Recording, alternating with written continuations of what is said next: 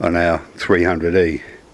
Now the first thing you do is disconnect the battery. I take no chances. I disconnected the whole battery. The car is up on stands, the whole car. You don't necessarily need to do that. It's just that I want to check some other things under the car while I've done this, so I've got the whole car up on stands. And the other thing you have is a fire extinguisher handy and a bowl to collect petrol that's going to leak out of it. First thing we do is remove the plastic cover here, which is over the fuel pumps. You need 10mm socket and 2 up the front, 1 here, 1 up the back up there, and probably 1 on the other side. And I'll get this cover off. Okay, there's our fuel pumps, filter and damper. And what I'm going to do now is disconnect the electrical cables and make sure you mark them so you know where they go. Okay, the wiring's off, and now I'm going to take off the main supply thing here, and I intend to take out the whole unit as one item, because I'm going to change the filter as well.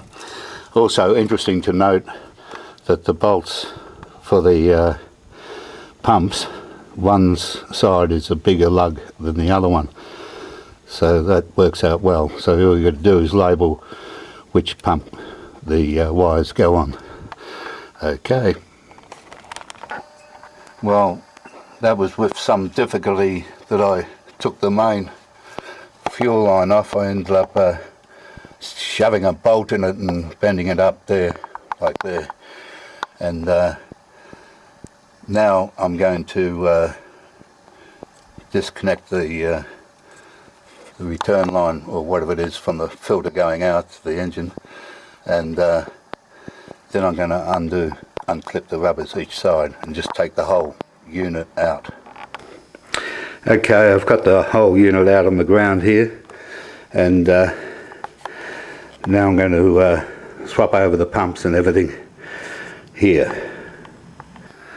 Okay, I've changed my pumps and filter, and now I'm going to put it back in the car and hopefully not have any leaks, which is the big problem. Anyway, I'll put it back in the car. Right, the unit's back in the car now, and what I'm going to do is put the wiring back on, reconnect the battery and run the engine to see if I've got any leaks.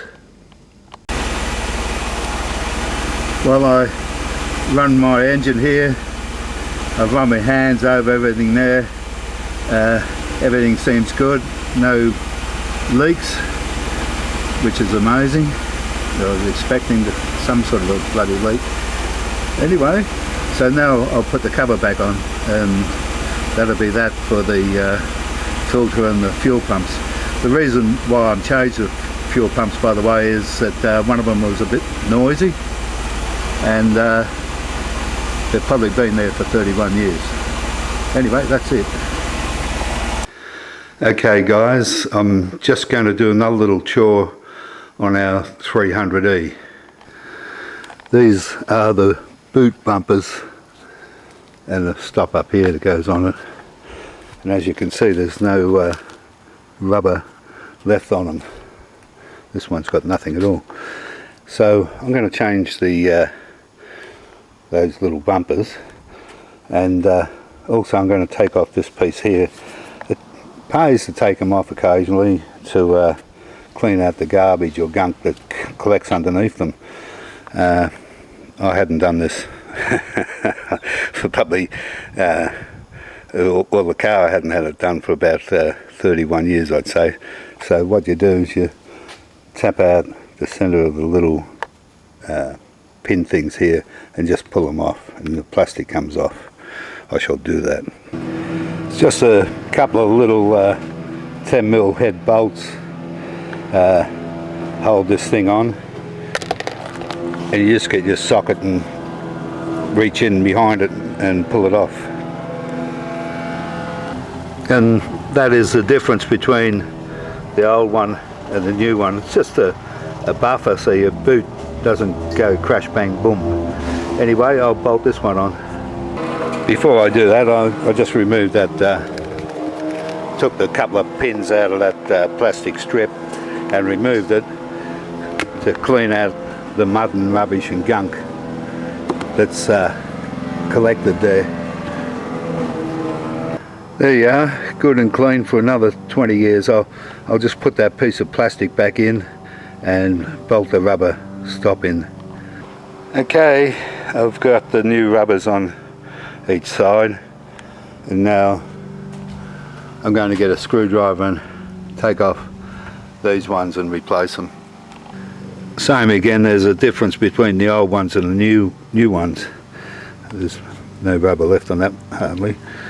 I assume that the slots go to the bottom side where the lower bumper is, and that's the way I'm going to do them anyway.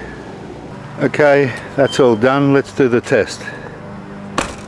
There you go, beautiful.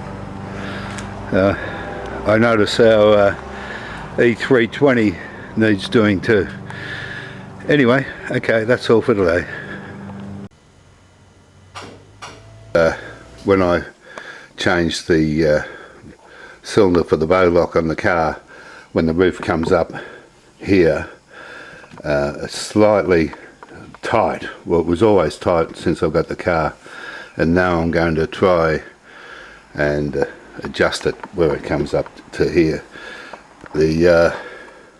Because the battery's not that good on the car, because it's been sitting here for a few weeks, I've got to start it to run the roof, and I'll just shut the roof to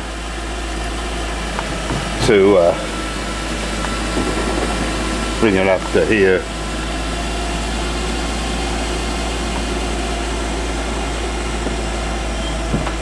And then I'm going to try and align those locks there, adjust them. I'll just wait for it to click back at the back.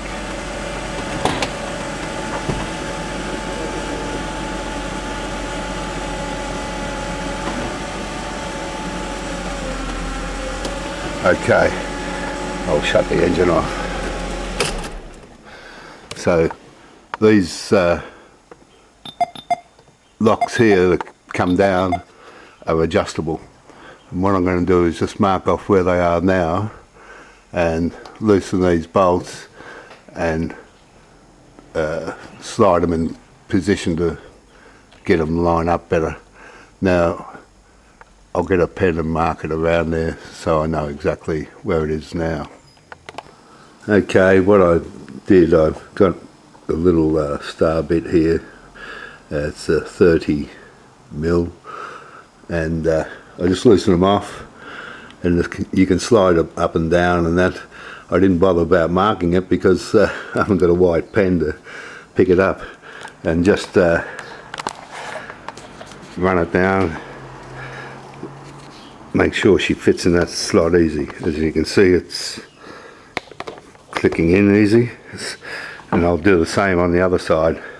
See how we go. Okay, I've adjusted them in, and I'll just pull it down now, and what a difference. Just clicks in both sides.